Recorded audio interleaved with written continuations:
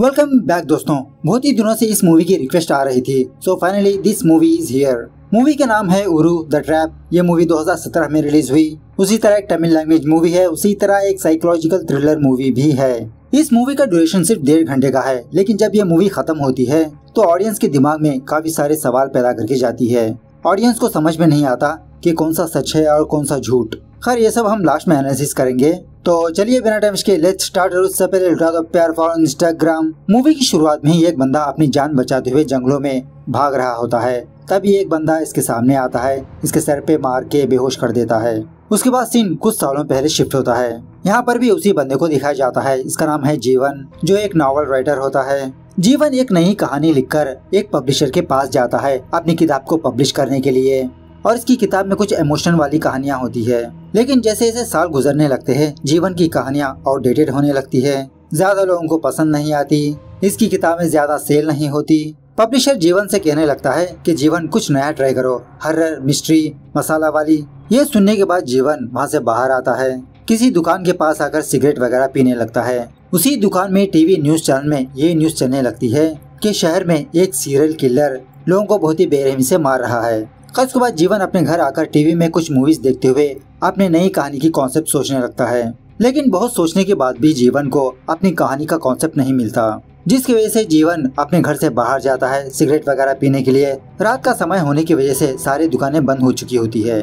उसके बाद जीवन किसी जगह पर 2 लोगों को सिगरेट पीता हुआ देखता है। इनसे एक सिगरेट मांगने लगता है। ये बंदा जीवन को सिगरेट देने के बजाय गांजा देता है। जीवन कहने लगता है, अरे नहीं भाई, मुझे इसकी आदत नहीं। वो बंदा कहने लगता है, अरे भाई एक बार फूंक तो मारो, आदत अपने आप पड़ जाएगी। सो जीवन उस गांजे को फूंकने लगता है। तभी जीवन की दिमाग में आज जो कुछ भी हुआ वो झटके में फ्लैशबैक होने लगता है। मतलब इसका दिमाग फटक से खुल जाता है। फौरन जीवन दौड़ते हुए अपने घर जाता है। घर आने के बाद एक पेपर पर मास्क ड्रॉ करता है। मतलब जीवन की कहानी का कॉन्सेप्ट मिल गया। खैर सुबह होने के बाद हम जीवन की वाइफ जेन्नी को देखते हैं। जेन्नी ये चाहती है कि जीवन ये राइटिंग का काम छोड़ के कोई अच्छी सी जॉब कर ले, लेकिन जीवन को कहानियाँ लिखना बहुत पसंद होता है। जेन्नी से 2 महीनों की मोहलत मांगता है। अगर ये कहानी हिट नहीं हुई तो मैं तुम्हारे कहने पर जॉब कर लूंगा। रात होने के बाद जीवन जेन्नी से ये भी कहने लगता है कि मैं किसी हिल स्टेशन जाना चाहता हूँ, मैं ये कहानी पीसफुल माइंड से लिखना चाहता हूँ। जेन्नी इसकी परमिशन दे देती है। दूसरे दिन सुबह सवेरे जीवन अपनी गाड़ी लेकर किसी हिल स्टेशन जाता है पीसफुली अपनी कहानी की किताब लिखने के लिए। वहाँ पर एक कॉटेज भी होता है। जीवन उसी घर में रहते हुए काफी सारी मूवीज और काफी सारे बुक्स को पढ़ने लगता है। ये क्या 2 दिन गुजरने के बाद जीवन अपनी कहानी लिखना स्टार्ट करता है। और जब जीवन अपनी कहानी लिख रहा होता है, जीवन के घर में कुछ अजीब सी आवाजें आने लगती है। पलट के देखने पर जीवन को इस घर के बाहर एक मास्क वाला बंदा खड़ा होता है, लेकिन झटके में वो गायब भी हो जाता है। उसी घर में जीवन को और अजीब सी आवाजें आने लगती है। खैर थोड़ी देर बाद ज्योति नाम की एक लड़की जीवन के पास आती है इसे खाना देने के लिए। ज्योति से पूछने पर ज्योति जीवन को एक जगह का नाम बताती है। मतलब वहाँ पर थोड़ी शांति होती है। सो दूसरे दिन जीवन सुबह सवेरे उस प्लेस जाता है अपनी कहानी को लिखने के लिए। उस खूबसूरत जगह पर काफी सारा टाइम स्पेंड करते हुए अपनी कहानी को लिखने लगता है। तभी जीवन को उस जंगल में एक अजीब की आवाज आती है। हड़बड़ाई में जीवन अपना फोन वहीं पर छोड़कर अपनी गाड़ी के पास जाता है, यही देखने के लिए कि वो क्या आवाज थी। गाड़ी के पास आने के बाद ये बात पता चलती है कि इसकी गाड़ी का टायर पंचर है। अब उसी रास्ते से थॉमस नाम का एक फॉरेस्ट गार्ड गुजर रहा होता है। थॉमस ऑलरेडी जीवन को जानता था। थॉमस के साथ ही एक और बंदा आता है जो गूंगा और बहरा है। थॉमस उस बंदे से कहने लगता है कि साहब की गाड़ी ठीक करके उसके घर पहुंचा दो। उसके बाद थॉमस जीवन को अपनी जीप में ले जाता है। खैर रात होने के बाद जब जीवन दोबारा अपनी कहानी को कंटिन्यू करने लगता है, जीवन के साथ कुछ अजीब से इंसिडेंट्स पेश आने लगते हैं, कुछ अजीब सी आवाजें आने लगती है। इसी दरमियान में जब जीवन ऊपर वाले कमरे में जाता है, उस कमरे में बड़ा वाला मिरर होता है। उस मिरर को ब्रेक करके मास्क वाला एक बंदा बाहर आता है। वो मास्क वाला बंदा चाकू से जीवन को मारने की कोशिश करता है। जीवन इससे बचने लगता है। इसी दरमियान में जीवन एक कांच का टुकड़ा लेकर उस मास्क वाले बंदे के पैर पर हमला करता है। लेकिन तभी सडनली जीवन के सामने जेन्नी होती है। जीवन के हाथ में इसका पेन होता है। जेन्नी को मारने ही वाला होता है, अपने आप को रोक लेता है। मतलब ये सब जीवन का एक नाइटमेयर था। खैर थोड़ी देर बाद जेन्नी जीवन को डांटने लगती है कि तुम कहानी के चक्कर में पागल होते जा रहे हो। 3 दिन से तुम्हारा फोन नहीं लग रहा, इसलिए मैं तुमको देखने के लिए आ गई। अब बस करो जीवन, चलो तुम यहाँ से, तुम कुछ भी काम मत करो, मैं जॉब कर लूंगी। जेन्नी की बातें सुनने के बाद जीवन को बहुत गुस्सा आता है। जीवन किसी भी तरह करके ये कहानी को कंप्लीट करना चाहता है। इसी दरमियान में जीवन ये देखता है कि किचन का विंडो का ग्लास टूटा हुआ है, मतलब रात को भी ये टूटा हुआ था। कंफर्म करने के लिए जीवन फौरन ऊपर वाले कमरे में जाता है तो सच में वो बड़ा वाला शीशा टूटा होता है। ये देखकर जीवन शॉक में रह जाता है, मतलब रात को जो हुआ वो हकीकत थी, ना ही कि इसका नाइटमेयर। फौरन जन्नी के पास आकर कहने लगता है कि जन्नी तुम सही कह रही हो, हमें यहाँ से निकलना चाहिए। मतलब जीवन जन्नी की जान को खतरे में डालना नहीं चाहता। फौरन इसे कपड़े पैक करने के लिए कहता है। तभी इसको एहसास होता है कि इसका फोन नजर नहीं आ रहा। जन्नी से कहने लगता है कि शायद मैंने अपना फोन उसी जंगल में छोड़ आया, तुम कपड़े पैकिंग करके रहो, मैं अभी थोड़ी देर में आया। और उसी तरह जीवन अपने साथ अपने 2 खरगोशों को भी लाया था, इनमें से एक मिसिंग है। जीवन जाने के बाद जन्नी दूसरे खरगोश को ढूंढने लगती है अपने घर में। इस तरफ जीवन जंगल में आकर देखने पर फाइनली इसका फोन मिल जाता है, लेकिन वहीं पर इसको इसका मरा हुआ खरगोश भी दिखता है। उसी जंगल में कुछ आवाजें आने पर जीवन उस जंगल में जाने लगता है। इसी दौरान जीवन को दोबारा वो मास्क वाला बंदा नजर आता है, दोबारा जीवन को मारने की कोशिश करता है। इन दोनों के बीच एक जबरदस्त हाथापाई होती है। हाथापाई के दौरान जीवन उस बंदे का मास्क हटाकर उसका चेहरा देख लेता है, लेकिन अनलकीली वो मास्क वाला बंदा जीवन को मार ही देता है। इस तरफ थॉमस का वो बंदा जीवन की गाड़ी ठीक करके जीवन के घर के पास लाता है। अब ऑफ कोर्स इस घर में जन्नी होती है। जन्नी को वो चाबी देता है। जन्नी इस बंदे से कहने लगती है कि मुझे थॉमस के पास छोड़ दो। इस तरह से जब ये दोनों चेक पोस्ट के पास जा रहे होते हैं, मतलब थॉमस के पास, रास्ते में एक बंदा जन्नी से लिफ्ट मांगने लगता है। इस बंदे की कार खराब हो चुकी होती है। अब सुनसान एरिया होने की वजह से जन्नी इस बंदे को लिफ्ट दे देती है। थोड़ी देर बाद जन्नी थॉमस के पास आती है, सारा मामला समझाती है कि जीवन अपना फोन लेने के लिए जंगलों में गया, अभी तक आया नहीं। थॉमस कहने लगता है कि मैडम आप घर जाइए, मैं देख लूंगा। और उसी तरह जिस बंदे ने लिफ्ट मांगा था वो बंदा भी वहीं पर उतर जाता है। उसके बाद जन्नी अपने घर आकर अपने भाई को कॉल करने की कोशिश करती रहती है। पहाड़ी इलाका होने की वजह से उतना स्ट्रॉन्ग नेटवर्क नहीं होता। और थोड़ी देर बाद पूजा नाम की एक प्रेग्नेंट औरत घायल होकर जन्नी के घर के पास आती है, दरवाजा ओपन करने के लिए कहती है। जब जन्नी दरवाजा ओपन करने ही वाली होती है तभी वहाँ पर वो मास्क वाला बंदा आता है। पूजा को जन्नी की आंखों के सामने ही मार देता है चाकू चुबाकर। यह देखकर जन्नी के तो होश ही उड़ जाते हैं। उसके बाद वो मास्क वाला बंदा फोन में कुछ रिकॉर्डिंग करके जन्नी को देता है और इस रिकॉर्डिंग में ये कहने लगता है कि तुम्हारे पास 5 घंटे हैं, इन 5 घंटों में तुम मुझसे बच जाओ, अगर तुम नहीं बची फिर भी मैं तुमको मार दूंगा। The game starts now. इस तरह से जन्नी के साथ एक गेम खेलने लगता है। यह ऑडियो सुनने के बाद जन्नी फौरन अपने घर के सारे दरवाजे खिड़कियां बंद कर देती है। इसके और थोड़ी देर बाद वो मास्क वाला बंदा पूजा की लाश को अपने कंधे पर लेकर कहीं पर ले जाने लगता है। जन्नी यही मौका समझकर अपनी गाड़ी का अलार्म बजाने लगती है। गाड़ी की आवाज सुनकर वो मास्क वाला बंदा उस गाड़ी के पास आता है, लेकिन जन्नी दूसरे रास्ते से उस घर से बाहर भागने लगती है अपनी जान बचाने के लिए। लेकिन वो मास्कमैन जन्नी को देख लेता है, इसको मारने की कोशिश करता है। जन्नी किसी भी तरह करके दोबारा अपने घर में आ जाती है, सारे दरवाजे बंद कर लेती है। पूछने लगती है कि मैंने तुम्हारा क्या बिगाड़ा, तुम क्यों मेरे पीछे पड़े हो, जीवन कहाँ पर है, प्लीज मुझे एक बार जीवन को दिखा दो। लेकिन वो मास्कमैन जन्नी को कुछ भी जवाब ना देते हुए पूजा की लाश को जला देता है। खैर और थोड़ी देर बाद जन्नी अपने फोन में टॉर्च लाइट ऑन करके उस फोन को दूसरे खरगोश को बांध के झाड़ियों में भेज देती है उस मास्कमैन का ध्यान भटकाने के लिए। झाड़ियों में लाइटिंग देखकर वो मास्क वाला बंदा उस झाड़ियों की तरफ जाने लगता है। सो मौके का फायदा उठाकर जन्नी फौरन अपने गाड़ी में आती है, अपनी गाड़ी को स्टार्ट करने की कोशिश करती है, वो स्टार्ट ही नहीं होती। तभी वो मास्क वाला बंदा अपनी गाड़ी से जन्नी की गाड़ी को ठोक देता है, जिसकी वजह से जन्नी बहुत घायल होती है। और इसी तरह यहाँ पर हम ये देखते हैं कि इस मास्क वाले बंदे के पास थॉमस की जीप है। जन्नी दोबारा अपने घर के अंदर भाग जाती है, खिड़कियां बंद कर लेती है। और थोड़ी देर बाद जन्नी अपनी खिड़की से ये देखती है कि जिस बंदे ने जन्नी को लिफ्ट दिया था उस बंदे को वो मास्क वाला बंदा पेड़ से लटका दिया, मतलब फांसी डाल के मार दिया।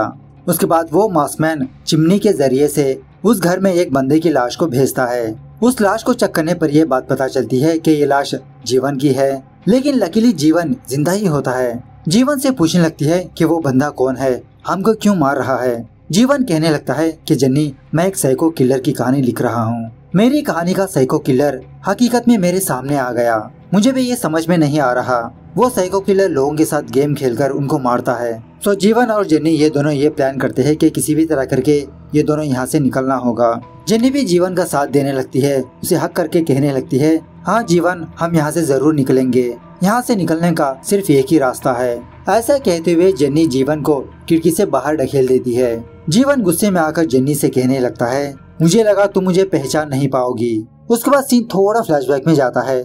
मतलब जब जेन्नी ने जीवन को हक किया था, जेन्नी जीवन के गले के पास एक बिंदी देखती है और आज सुबह यही बिंदी जेन्नी ने पूजा के माथे पर देखा। वही प्रेग्नेंट औरत जो मारी गई। जेन्नी समझ जाती है कि इन सारे लोगों का कत्ल जीवन ने ही किया।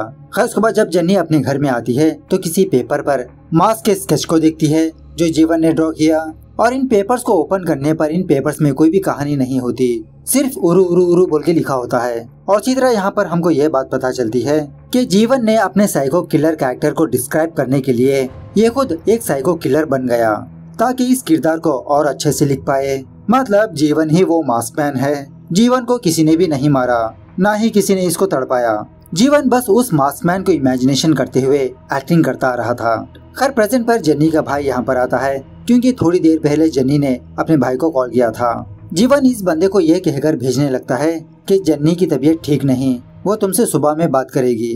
लेकिन फिर भी जेन्नी का भाई जेन्नी से बात करने के लिए घर के अंदर जा रहा होता है। जीवन इसको मारने की कोशिश करता है। ये बंदा पहचान लेता है। यहाँ पर इन दोनों के बीच एक जबरदस्त फाइट होती है, लेकिन अनलकीली जीवन जेन्नी के भाई को मार देता है।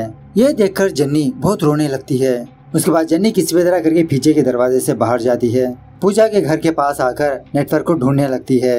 अपने किसी फ्रेंड को कॉल करने लगती है, लेकिन फोन में चार्जिंग ना होने पर वो फोन स्विच ऑफ हो जाता है। जेन्नी पूजा के घर में ही किसी बंदे को देखती है जो टीवी देख रहा होता है। इस बंदे को बुलाने लगती है, हेल्प मांगने लगती है। इस बंदे को कुछ भी सुनाई नहीं देता।